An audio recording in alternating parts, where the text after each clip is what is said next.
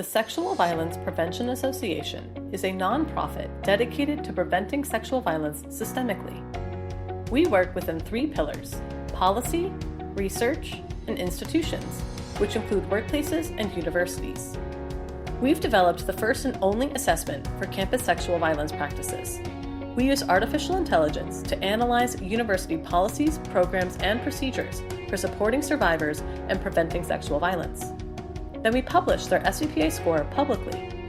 This empowers students to choose the school that will best protect them. It also pressures universities to improve while providing the data they need to do so. We're in the early stages of expanding the SVPA score to include companies, businesses, and other workplaces. We provide research insights to universities and workplaces regarding best practices for supporting survivors and preventing sexual violence. Our research often informs our legislative advocacy.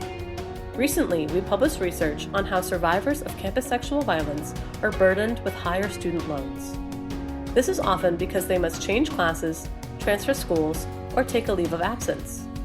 This research led to our advocacy for canceling student loan debt.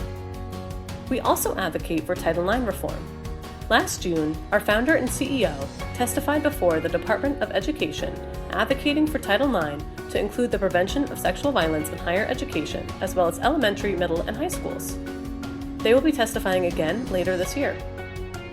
Also, we created the Survivors for Abolition movement. This is a grassroots movement of survivors advocating for police abolition and reforming the criminal legal system. Lastly, we developed a state policy to counteract rape culture and prevent child sexual abuse in K-12 schools. In the long term, we plan to pass this nationwide. We can prevent sexual violence, but only with your support.